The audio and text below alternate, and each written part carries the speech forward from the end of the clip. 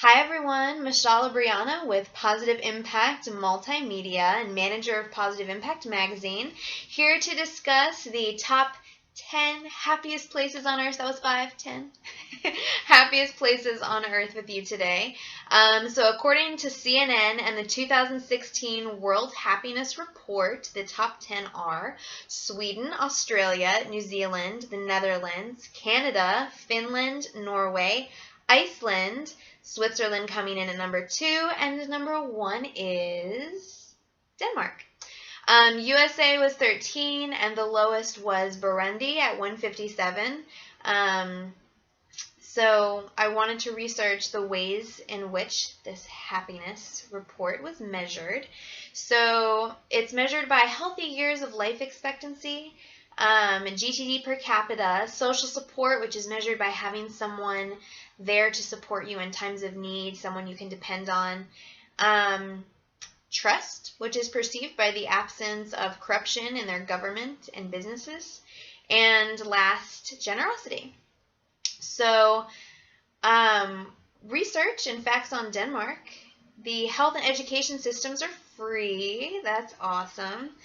They, of course, then have the highest taxation in the world, but obviously not that many people mind if it's the number 1 happiest place. Life expectancy for women is 82 and in men 78. It has one of the world's oldest monarchies. Money is spent on social events as opposed to maybe more material things, purchase of material goods. People feel more empowered and able to direct their own lives. There's steady economic growth and employment. More than 20% of their energy comes from renewable energy sources, which they hope to make 100% by 2050, which is amazing. 40% of the capital's population bikes to work, so there you go, endorphins. Wind energy supplies more than 25% of the electricity consumed by Denmark. So all these things, they have great economy, education, focus on friends and family, trust between the people and the government and businesses. So then let's look at Burundi real quick. Of course, we want to stay positive, but this is interesting. So Burundi life expectancy in women is 58 and in men 54. That's basically a 25-year difference. When most people, I feel, are retiring and ready to relax and enjoy life after, hard work, studying their passions, that's when people in Burundi are actually passing away. That's shocking to me. So why is this the case? Why? Poverty, lack of education, malnutrition, unrest, war. I wanted to research the top 20 causes of death in Burundi because I feel like sometimes there are negative assumptions made about causes of death in locations like this. So the number 1 reason for cause of death, the number 1 cause of death in Burundi is influenza and pneumonia. That's ridiculous. People are literally dying because they're getting sick. In most places, I know here in the U.S. and in most places around the world, you can simply go to the hospital if need be or take a prescription, an antibiotic, and you're fine if you get pneumonia. Not a pleasant experience, but curable.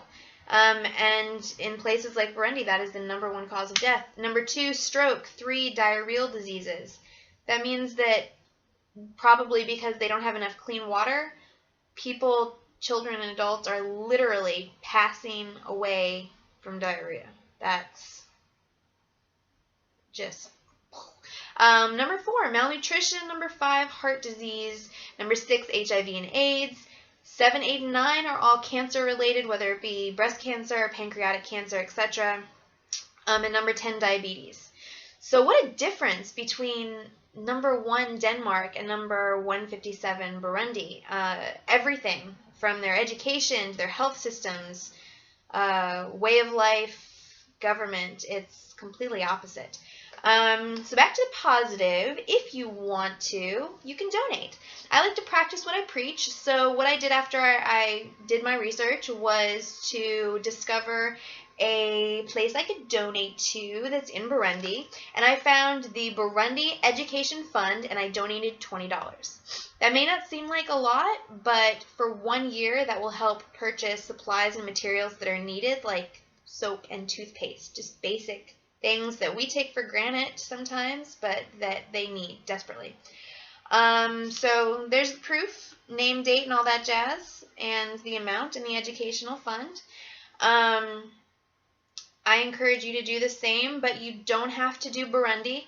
Since that was our focus today, that was, the happiest place, and then the least happiest place, I wanted to donate there. But you can donate anywhere, of course. Donate your time to, your children more today, or give your dog a scratch behind the ears, tell your cat you love him. You can donate to charities for education, for food, in the U.S., in Africa, anywhere, of course, and in any way. There are so many ways to give back. So now I'd like to have you comment, if you would like, on what makes you happy. I'm curious.